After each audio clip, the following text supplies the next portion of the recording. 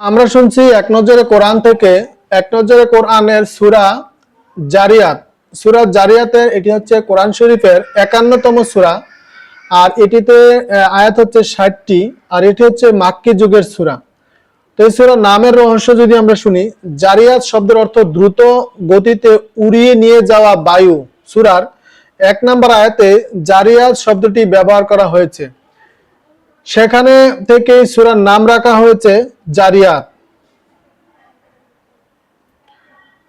তো এই সূরা জারিয়াতের যে মেজর থিম রয়েছে, আমরা যদি মেজর থিমটি দেখি, সূরা জারিয়াতের নামের রহস্য আমরা দেখলাম, আর এটি হচ্ছে অর্থ হচ্ছে দ্রুত গতিতে উড়িয়ে নেওয়া।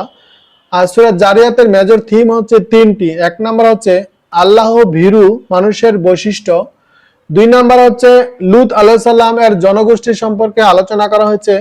৩ নম্বর হচ্ছে আমাদের জীবনের উদ্দেশ্য কি, জীবনের উদ্দেশ্য সম্পর্কে আলোচনা করা হয়েছে এই সূরা জারিয়াতের। তো এই সূরাটি অন্য সূরার সাথে যে সম্পর্ক রয়েছে, সূরার শুরুতে আল্লাহ তাআলা মৃত্যুর পর মানব জাতির পুনরুত্থানের নিশ্চয়তা দিয়েছেন। তোমাদেরকে যা ওয়াদা দেওয়া হয়েছে তা নিশ্চিত সত্য। আবার এই ওয়াদা সম্পর্কে আলোচনা দিয়ে সূরাটি শেষ করা হয়েছে। আর এদেরকে যেদিনের ওয়াদা দেওয়া হয়েছে সেই দিন আমার পয়গাম প্রত্যাখ্যান কাফিরদেরকে চরম দুর্ভোগ পোহাতে হবে। আর এই সূরাটি অন্য সূরার সাথে যে সম্পর্ক, এই সূরার আগের সূরা হলো সূরা কফ, যা শেষ হয়েছে পুনরুত্থানের আলোচনা দিয়ে। সূরার জারিয়াতের শুরুতে কসম খেয়ে বলা হয়েছে কিয়ামত অবশ্যই সংঘটিত হবে এবং মানুষের পুনরুত্থানও হবে। তোমাদেরকে যা ওয়াদা দেওয়া হয়েছে তা নিশ্চয়ই সত্য। তো এই সূরাটির শানে নজুল যদি আমরা শুনি, অধিকাংশ মানুষ আখিরাতের ব্যাপারে ভুল ধারণা পোষণ করে। হাতে গোনা কিছু লোক যথাযথ ধারণা রাখলেও বহু লোক একেবারে অস্বীকার করে। আবার কিছু লোক আছে যারা আখিরাতের বিশ্বাস করে, তবে ভুল ধারণা নিয়ে। তারা মনে করে মরার পর আবার জীবিত হয়ে এই দুনিয়াতেই আবার আসব, আবার এসেছি মানুষ হয়ে, পরের বার আসবো ইঁদুর বা বাদুর হয়ে,